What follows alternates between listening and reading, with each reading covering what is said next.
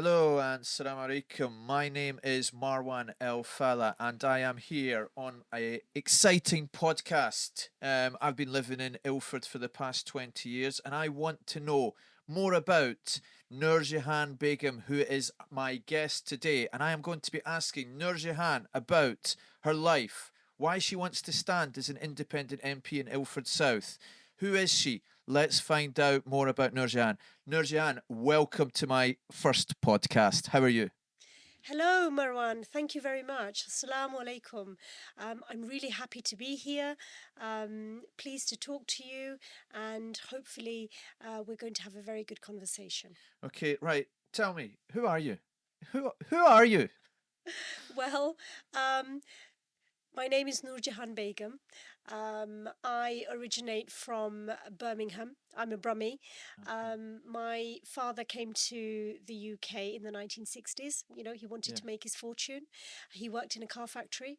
My mother joined him. I joined the family, and we lived in Birmingham. Um, Sorry, quick question. You might find this a bit annoying. Aston Villa or Birmingham City? Which one? I've got to say Aston Villa. Okay, all right. My Congratulations on the Champions League this season. Right. Anyway, moving on. Okay. That's my obsession out the Well, way. do you know what? Footy is really important. So basically, I grew up in Birmingham.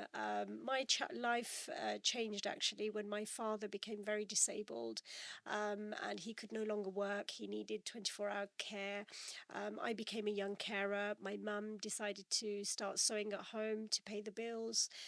We really struggled as a family, but Alhamdulillah, thanks to my mum's unwavering support and decent housing and education services, we as a family prevailed.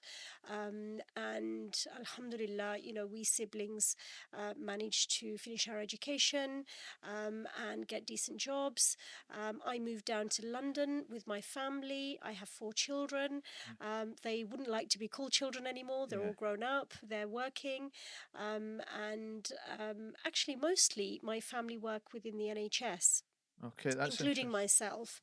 As a young carer, I've had to access social services and health services for my dad, and later on for my mum.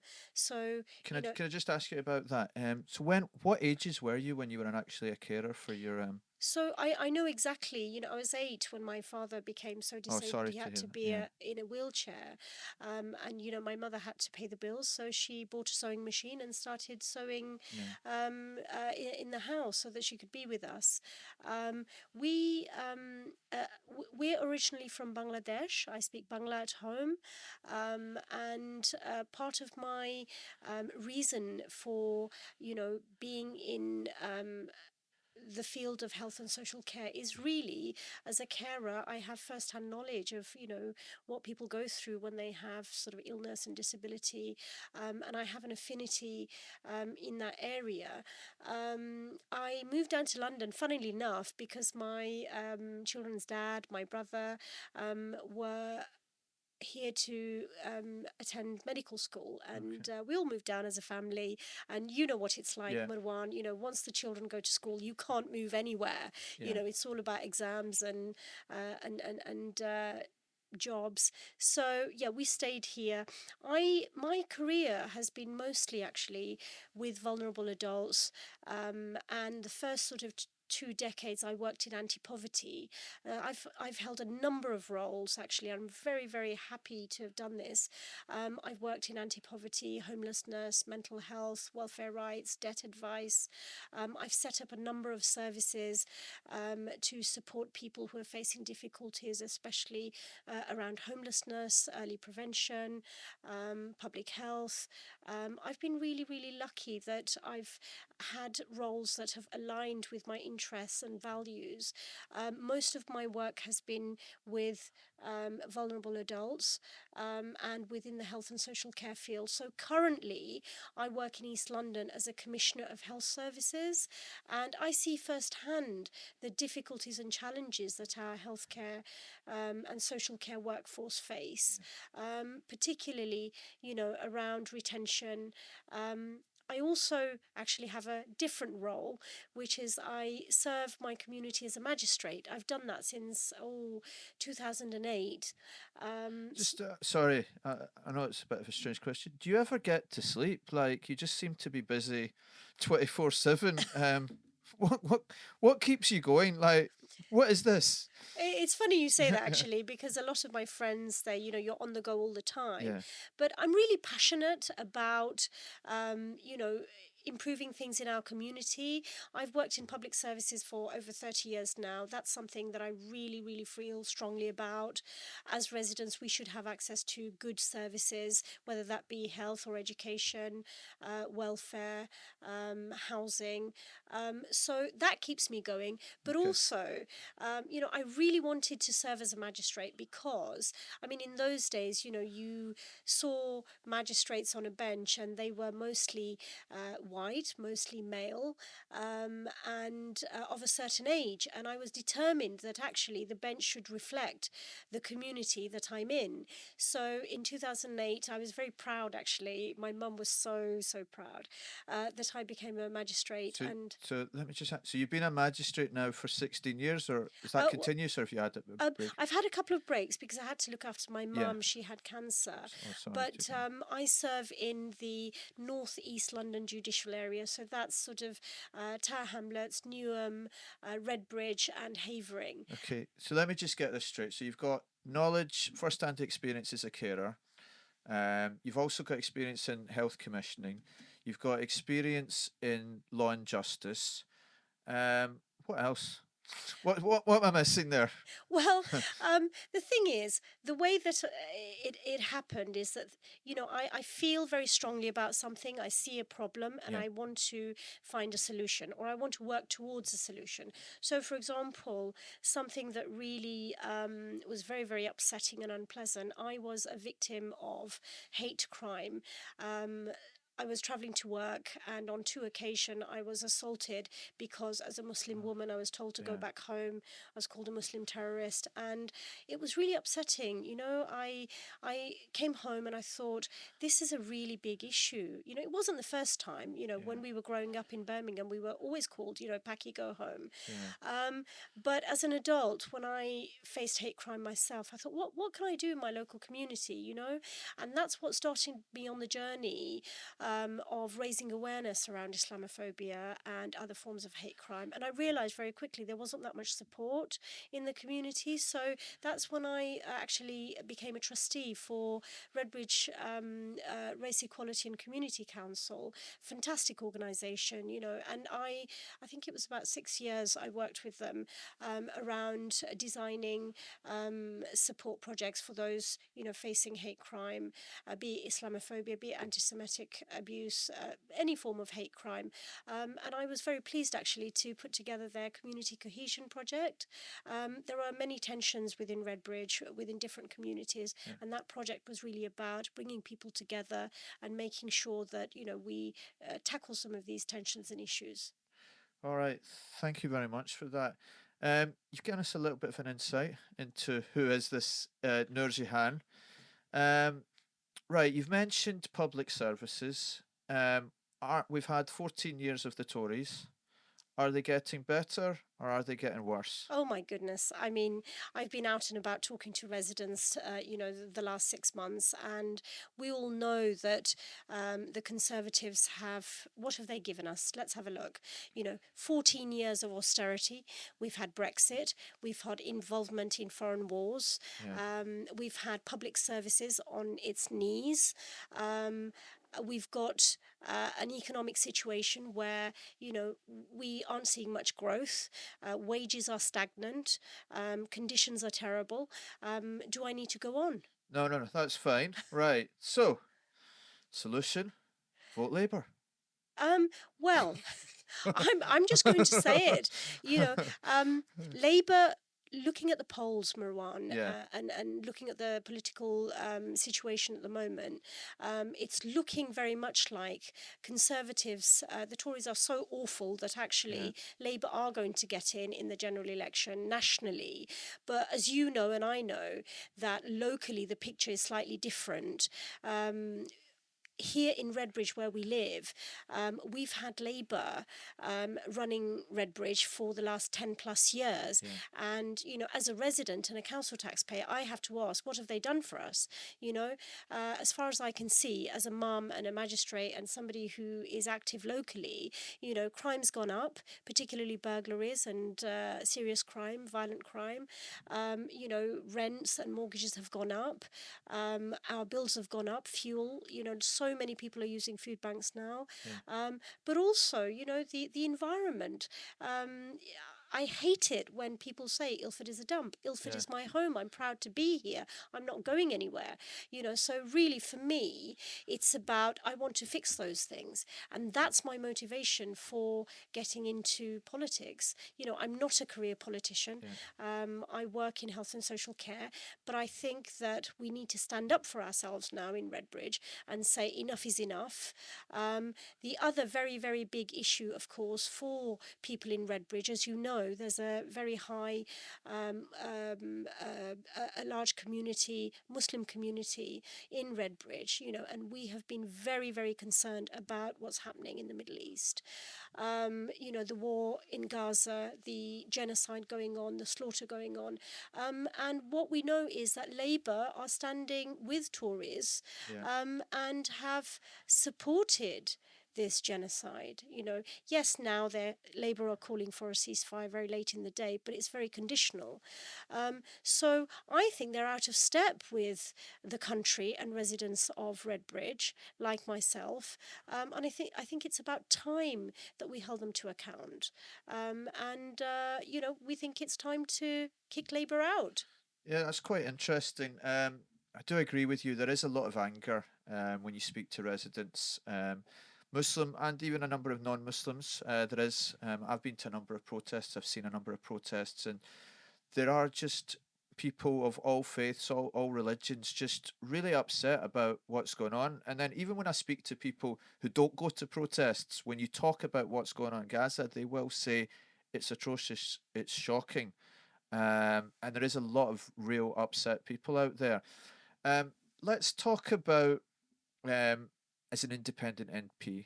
Okay, so what can you offer as an independent MP if you become the MP for Ilford South? This is a question, actually, Marwan, that a lot of people on the doorstep are asking me.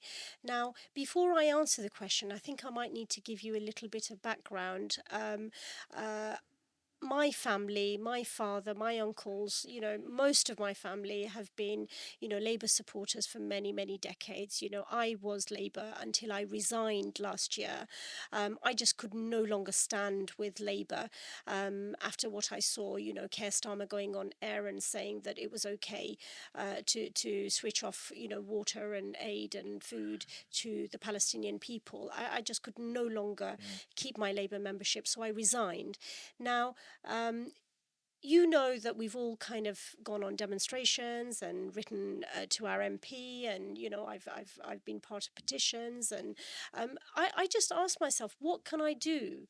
What can I do? I mean, every single day, those heartbreaking images of children and women, neighbourhoods being flattened, and I just thought to myself, what can I do? What can I do? And a group of us in Redbridge, actually, like-minded people like myself, actually got together, and I thought, right, I can channel my anger and my sadness into doing something more, something positive. And residents and myself, we got together and we actually developed a social action plan, a social action group where residents came together and we could actually start thinking about, being politically active. Now, it's fair to say that, myself included, that there's been a lot of emotion, but I think channeling that energy into political action has been really, really useful.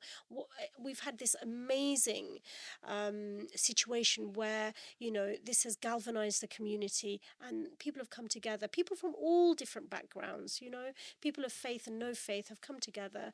And in Redbridge now, we have two social action groups and two independent candidates, one for Ilford North, one for Ilford South. I decided to stand because I believe very firmly that actually we need to take take positive action. We need to give an alternative to what we have at the moment. We have to challenge the status quo. Redbridge has been a Labour borough for a number of years, Yeah. and I don't think their values reflect my own or those people who are concerned and activated now. So my motivation really for standing is to give residents a voice, to give them an alternative, and essentially to bring about change. People are fed up. They've had Mm. enough. They've been taken for granted. I talk to people every day on the doorstep, and they're desperate for change. People who are facing financial hardship, who are worried about Gaza, who are worried about how they're going to pay their fuel bills. People. I met somebody today, two elderly people who were coming out of the GP surgery, and they said to me that after 25 years being in rented accommodation, now they're in a B&B at the moment because they were evicted and they were homeless, and they don't know where they will be accommodated. So all of these local issues, pressing issues, austerity has really brought public services to its knees. So I'm standing as an independent MP because I want to fix public services. I want to give people a voice. And I think very often people ask me on the doorstep, what will an independent do? You're not part of a party. And I say to them, well, that's the beauty of Yeah. being an independent MP. I'm not part of Labour or Conservative. I won't have to toe their terrible policies. And I can vote independently. I'm not going to be whipped by, the Labour whip or the Conservative or the Greens. I'm not tied down. I can actually listen to residents' concerns and needs and represent them properly. So it's interesting what you said there, because I've discussed with many people about this sort of whether you should join an established group, whether you should set up your own group, and what to do. Because I think of two people in particular. One of them is in Scotland. That's Alex Salmond, and the other one is Nigel Farage. And they both are interesting people to me. And I'm not talking about whether I agree with their politics or not, but they're two men with ideas. Right. Um, so Alex Salmond, he dreamed of an independent Scotland. It's not happened, but it might happen. The Scottish Might do. National Party is the current ruling party, and Nigel Farage, he dreamt of Brexit. Why he dreamt of Brexit, I'm not sure. He enjoyed a comfortable life in Brussels. He did, yes. Yeah, also his wife is a European, and there's a lot of, Absolutely. I think it's still his wife. So there's quite a lot of interesting things. But those were two men with dreams. One of them, his dream came true. The other one, almost true. They got devolution. So part of me thinks, is this sort of some sort of dream that could come true, but maybe not tomorrow, maybe in like 10, 15 years' time, that we could have an army of independents that are bringing about change. What would you say to that? So, just to say, the And two sorry people. for comparing you with Nigel Farage. I actually met Nigel Farage actually, and his team in Brussels. I went to the European Parliament to shadow Oh, an MEP, Claude Moraes. yeah, I must thank him. He was very, very hospitable, and I followed him around for 3 days. Learned so much about what happens in the European Parliament. But coming back to these two characters now. What I would say is that yes, they're very flamboyant, and yes, they do have a dream. I don't know if I agree with Nigel Farage's dream. What has Brexit brought us? yeah, Quite a lot of misery and disenfranchisement and economic gloom, I would say. You only have to ask businesses, how much paperwork they now have to face. I know for a fact that when my son was studying in the Czech Republic, he wouldn't be able to go back as easily back and forth as he did before. And I think young people, particularly, older people too, but young people particularly want that connection with Europe. And it seems to me that this Brexit dream has really we've kind of cut our own nose to spite our own face, yeah, really. But anyway, enough about Brexit. About this idea now, Marwan, I would say politics is about ideas. yeah, and it's about having that diversity and color and, freedom to think about different things in different ways. Now, in that situation, I would say that currently in Redbridge, there's a severe lack of ideas. We've had the same administration for 10 years, the same old faces, and, I would say there's a bit of complacency, has crept in the Labour administration, and perhaps even a level of incompetence, I would say. They certainly aren't listening to residents. So, as an independent MP, I think my first task is really to provide proper representation for the residents of Redbridge. In terms of this idea, well, I'm going to tell you that we need diversity of thought. We have some very pressing issues, in Redbridge and other parts of the country.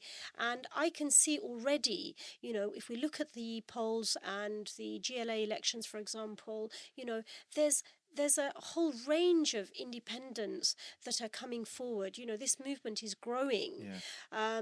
People are generally fed up with, the politics of today, and we're seeing real gains. We've seen independent councillors, and I'm hoping that in this general election, that movement, the independent movement, is going to go from strength to strength. And here in Redbridge, well, I would like to say that I'm going to work towards growing this movement. Certainly, the social action groups that I'm part of, resident groups that I'm part of, would like to see this work continue. I think this also goes to something else that I firmly believe in. So, some years back, I volunteered with Operation Black Vote, and I was part of a number of programs, civic participation, voter engagement, increasing participation from particularly minority ethnic communities. We need people from different backgrounds to enter into politics, into civic life. We need more people to become school governors and magistrates and councillors. So, through my work facilitating workshops and leadership programs, what I've learned is that there's huge potential in our community. We've got so many talented, experienced people. We need to harness their talent to solve some of the problems that our society faces. So I'm very hopeful that this resident-led grassroots movement, the independent movement, will grow and develop, and we will see some amazing politicians come out of this movement.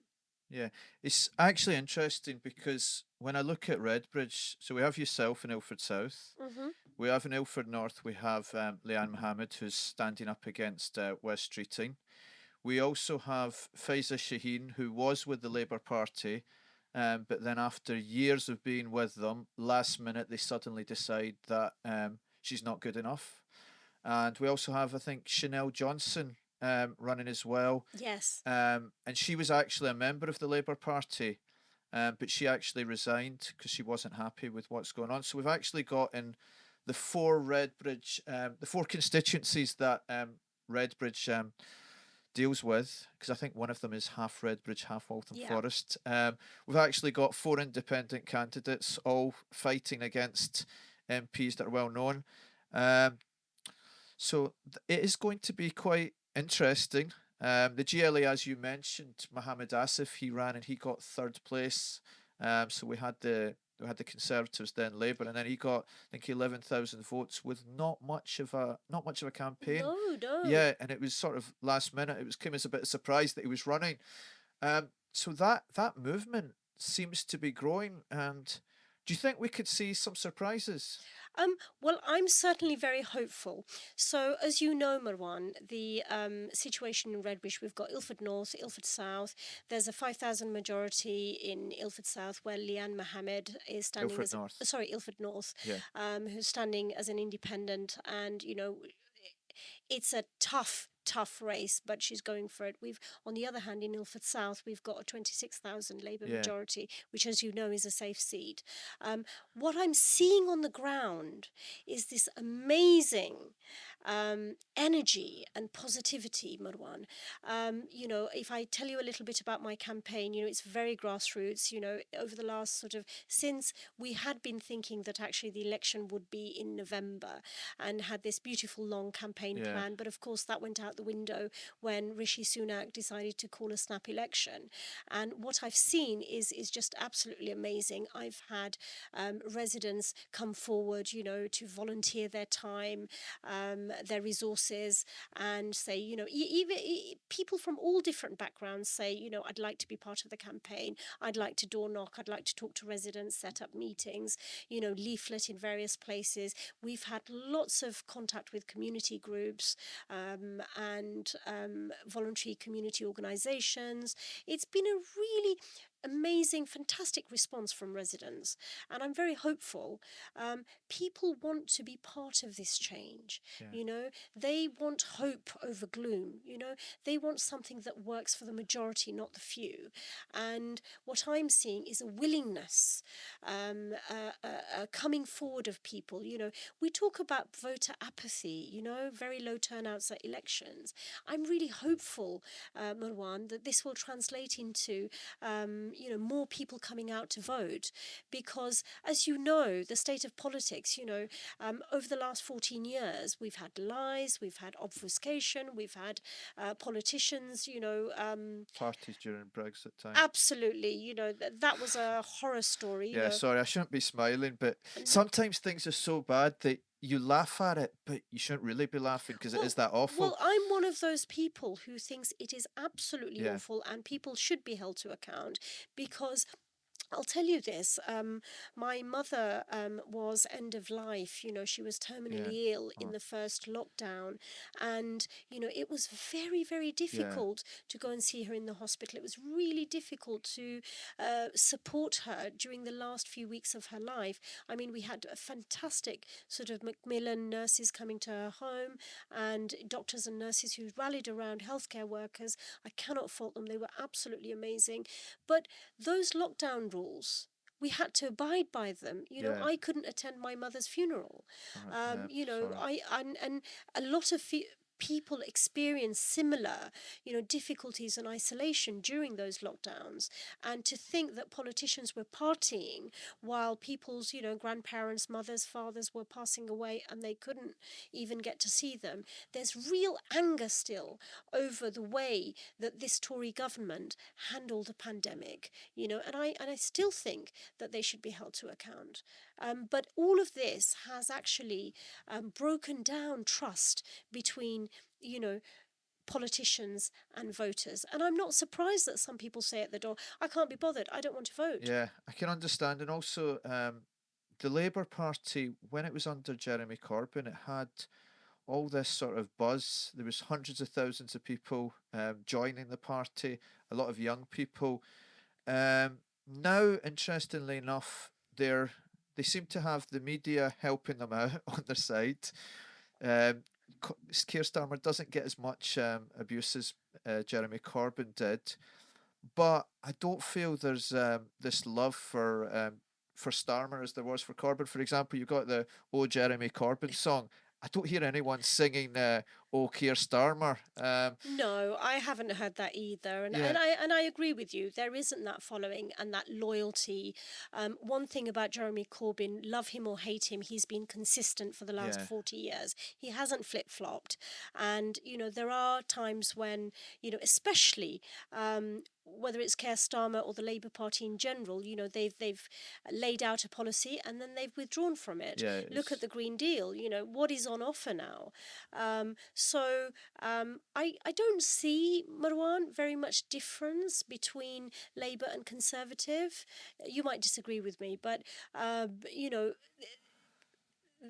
I'm not the one running to be the candidate. You are the one, so no, it's for no. you to convince So, the people. so, so what I would say really is that Labour are running out of ideas. Yeah. And yes, they might get in nationally because Tories are so Yeah. awful. But actually, in Redbridge, we've had Labour. We've seen what they've been doing for the last 10 years, and we're ready for a change. And as an independent candidate, I'm bringing that change, along with residents. Yeah. A lot of people accuse Keir Starmer of being a little bit of a dictator. Um, for example, what he's done with Diane Abbott, what he's done with Faiza Shaheen, what he's done with Jeremy Corbyn. And there's a number of other members of the party that have sort of been really mistreated. Mm-hmm. Um, would you agree with that, or do you think what he says, oh, it's all an independent process? Do you trust Well, him on that? I'm going to tell you that I'm disgusted by the way that people like Diane Abbott, Faiza Shaheen have been treated, and others. Yeah, What we are seeing is a purge of Labour. Politicians and candidates who I would say spoke out for Palestine, supported what would be traditionally, sort of leftist, socialist sort of policies. But what really bothers me is the reason why I joined Labour years ago and my family, because they were the party for working people. They were representing us because, our values, that yeah, Labour were for social justice, equality, that they were the supporters of the trade unions, and what are we seeing now? What are we seeing now? yeah, Um, I think Labour have moved to the right, and what we are seeing is a level of ruthlessness, I think. If I think about what Diane Abbott represents, for example, she's the first black woman MP, when I think that I've been tackling inequalities, fighting against racism and prejudice, the race equality work that I've done, and I think back, the way that the Labour have been treating Diane, it's disgusting, and more sort of lately, Faiza Shaheen, she has been working for the last 5 years to get IDS yeah, out in Duncan Smith, and she just got so close last time.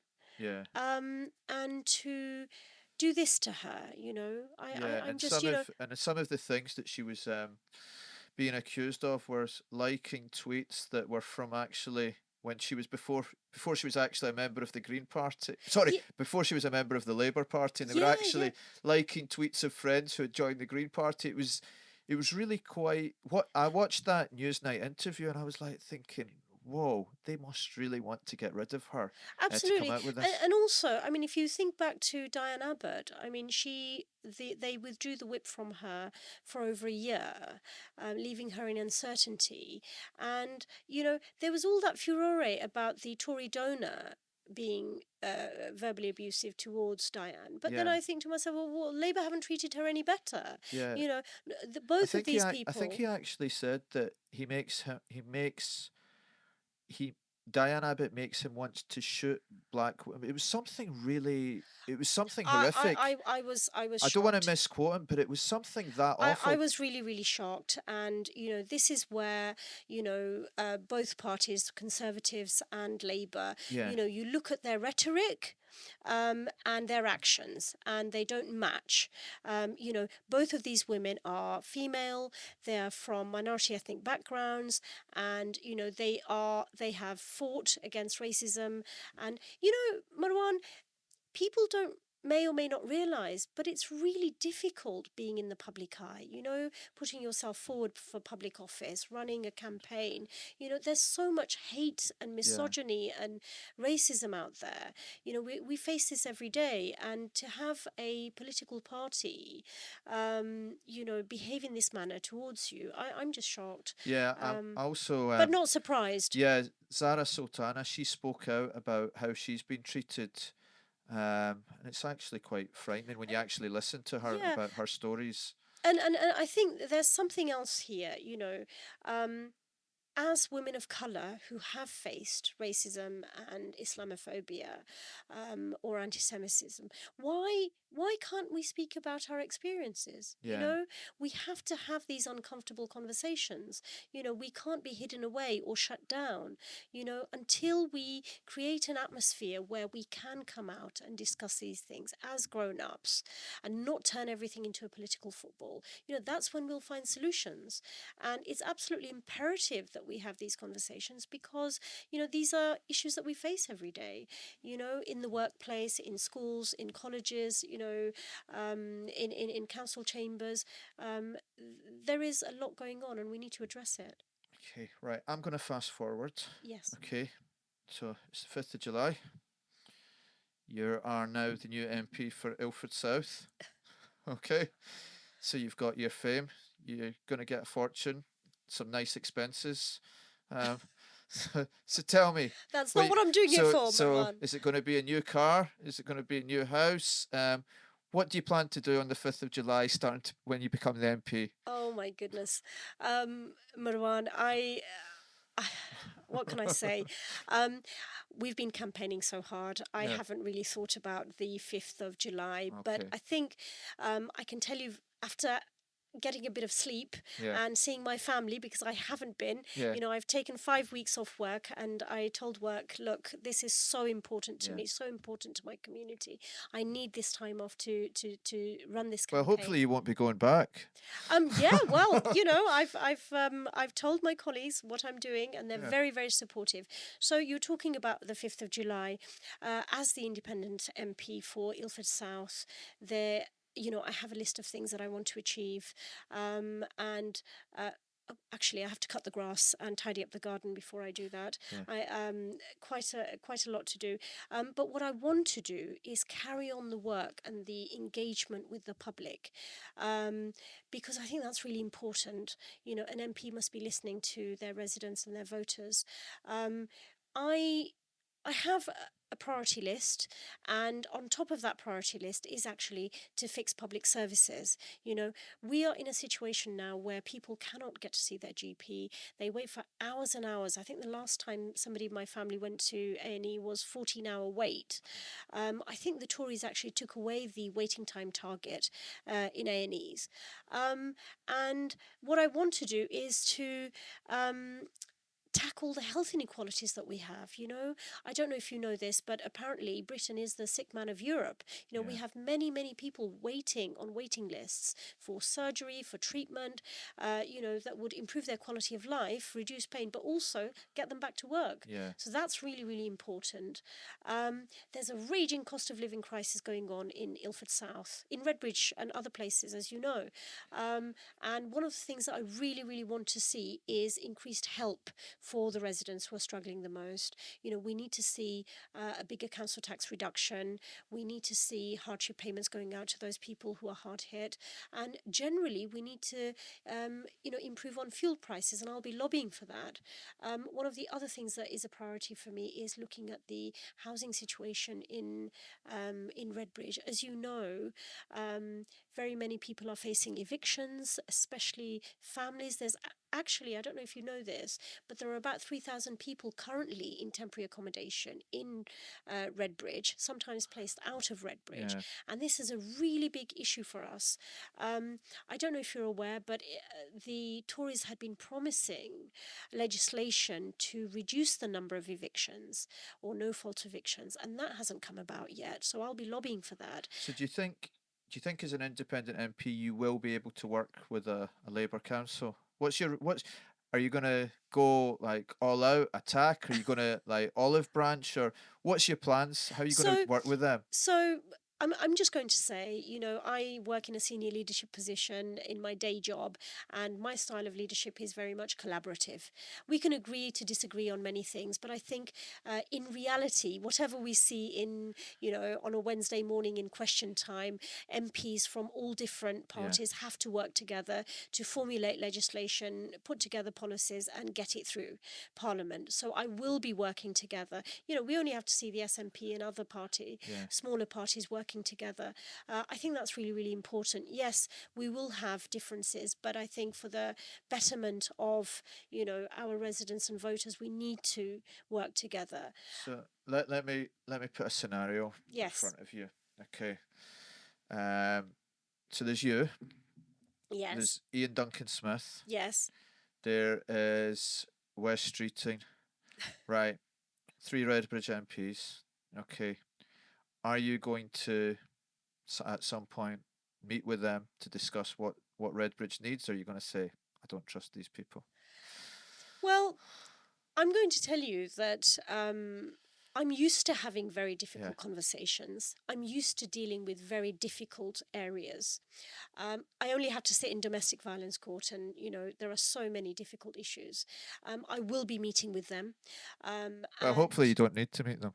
um, well, Hopefully it'll be Leanne and Faisa. yes. Sorry, a bit of bias there from the Well, podcast, but this is yeah, what I think. What I'm trying to say to you is is that, as an independent MP for Ilford South, I will be ready to work with anybody. yeah, We will need to tackle some of these very pressing issues. Look at what's happening with crime. I'm a magistrate and I see this every single day. I don't know if you're aware, but youth services have been cut in Redbridge. Social care budget has been slashed by 4 million. We're about to have a Lido, but I see young people getting into trouble yeah, and sometimes having to go to prison in the magistrates court. And I think we need sort of early on prevention services. We need services for young people so that they don't get into trouble. And also, when they get into trouble, they need help to get out of trouble. yeah, Even if they have been in the criminal justice system, we need to have schemes in place where they can learn skills, where they can be rehabilitated, and then there's little or no reoffending. So, I want to invest in those things. What I would say to you is a lot of public services are at a point now, breaking point, I would say, including education and health and youth services. And we need an injection of investment. As an MP, I'll be fighting for that. okay, right. I'm gonna ask a few questions, a few extra ones. Right. So, um, let me think. I forgot what I was going to say, but that's okay. That's okay. I Yeah, was just going to tell you, Marwan, that my family, particularly my four children, I mean, they're grown up now. I mustn't call them yeah, children. One of them works as a physiotherapist and the other as a medic, and the younger two are finishing off their education. But what I've seen my family do over the last sort of year or so has really amazed me, and I've seen this across the board. Actually, so many people who've come forward to show support. My children are. I like to think that I've brought them up to be thinking, caring, compassionate individuals who are hardworking. And, they encourage me. They always say to me, when you have grown up children, you know that eventually they give you the advice you gave them 10 years ago when they were yeah, going off to uni. So, my son was telling me, Mum, go for it. yeah, You always tell us to do things for the community, to improve the lives of other people, and just go for it. And they've been immensely supportive, as have been my extended family and friends. But the biggest support that I've had is from residents. Every time I knock on a door, I've got volunteers who are giving up their time for this campaign. They want to see a change. They would like to transform Redbridge. We live here. We're proud of being yeah. Ilfordians. That was actually what I was going to ask. I've now remembered. Right, Ilford. What's good about it? Like, why have you chosen? Like, let's look at it. Okay, you've got quite a successful career. Okay, you could be going living in the sunshine in Dubai. You could be living somewhere else. I've been to Why? Dubai. Yeah. Why Ilford? Why do you want to live in Ilford? Well, I'm going to tell you, I lived in Birmingham. I grew up there.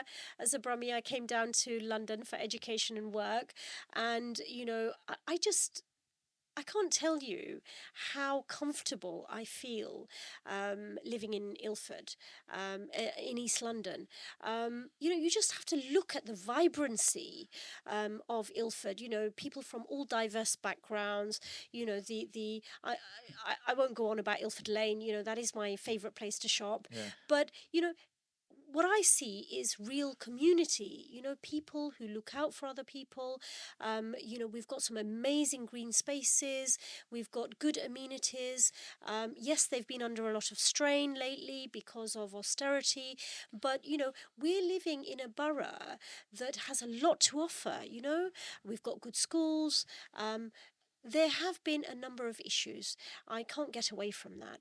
There have been, community tensions, and there are different groups of people, newly arrived people, for example, from the EU. We've had sort of carers and workers come in, and also we've had refugees, who are fleeing persecution. So it's a microcosm of London, really, in Ilford, and this is why I love it. I'm not Yeah. going anywhere. I'm really proud to be an Ilfordian.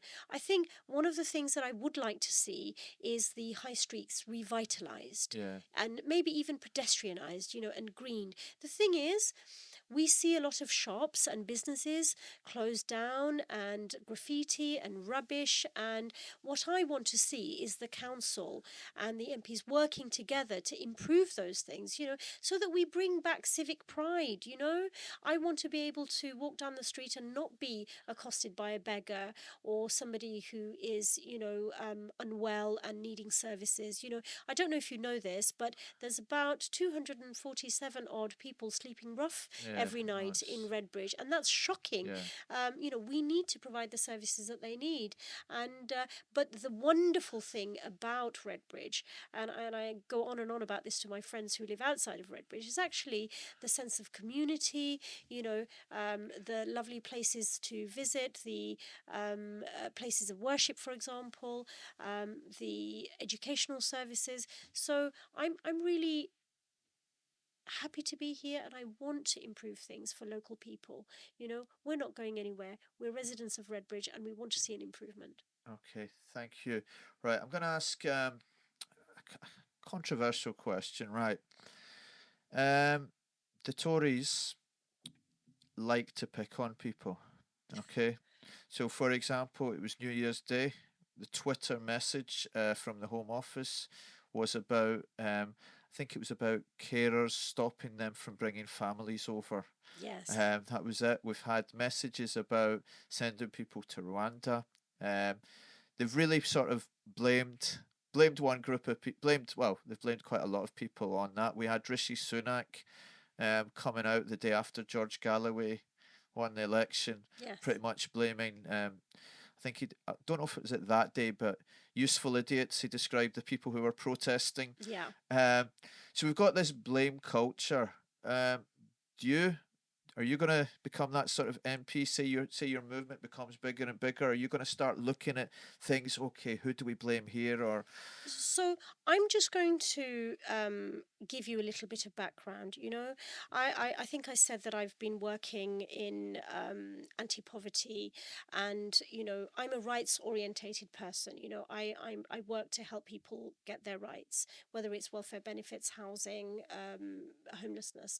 Now, what I've seen over the last 14 years is a gradual um, dismantling of the welfare state, of the social security system, which was meant to be a safety net for people when they needed it. And what I see is that, a bit like Victorian times, the Conservatives have, their rhetoric has enable society to, disabled bashing is okay, poor bashing is okay, yeah, Muslim bashing is okay.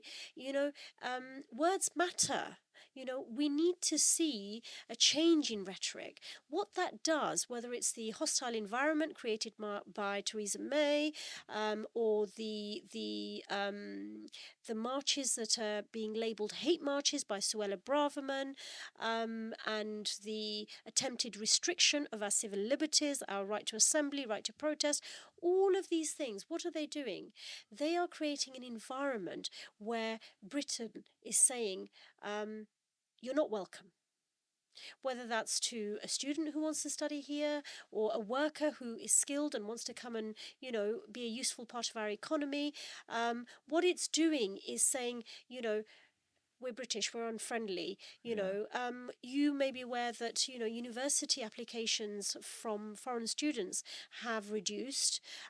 So what are we doing? On the one hand, we want growth, we want a thriving economy, we want to invite people to come and work and study here. And on the other hand, what are we doing? Is saying, no, you're not welcome here. I work in health and social care, and I'm going to tell you, Marwan, it's very, very difficult because, we have an aging population who have multiple health issues. They need care at home or in a care setting, and we don't have the care workers to fulfill the contracts. So, if you're ill and you need a carer, where are you going to get one? So we have to now have a balance, I think. We have to have policies that welcome people and talent from all over the world, but also curtail illegal migration.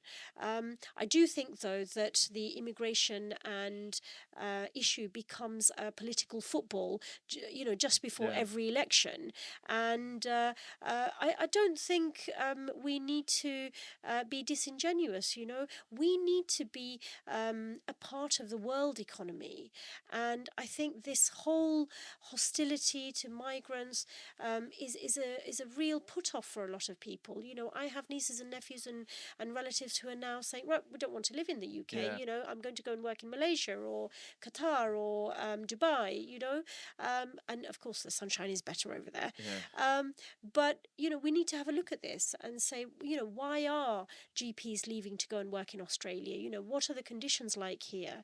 We need to pay key workers adequately so that we can retain them. This is a really, really big issue. Now, as to whether I'm going to become one of those MPs, I think the answer is no. Okay. Right. Here. 5 years' time, the Labour Party fixes itself. They get rid of Keir Starmer. There's the next general election. You're an MP, or you're not an MP. Would you rejoin them if they fix themselves? Would you consider? Well, we're in a situation of flux, I would say. Yeah. There's been so much change, and no doubt there'll be further change. Yeah. So I think my answer really is that I would be looking at reviewing the situation. Okay. Generally, I don't flip flop. That's Yeah. not me. And what I like to do, I have a track record of getting things done, whether it's, early intervention for homelessness, whether it's mental health move on projects, whether it's, a tender for shared lives. I like to get things done. And what I would say to you is that watch this space. Yeah. I would like to see this resident-led grassroots movement, grow and grow and grow. And I will continue, whether I'm in office or not. I will continue my community activism. I will continue talking about Islamophobia and knife crime and all the other ills that are happening within my community. Okay. Noor Jahan, thank you very much. Thank you very much, Moran, for inviting me. And, all I can say is it's very important that everybody goes out to vote on the 4th of July. And what I would say to my Redbridge voters is vote independent. Yeah, so that's vote independent. So that's Noor Jahan, Faiza Shaheen, Chanel Johnson, and Leanne Mohammed. Absolutely. Okay. Well, it'll be amazing if we see all four of you in Parliament. We've got to come back and have another chat. Okay. All right. Thank you very much. Thank you. And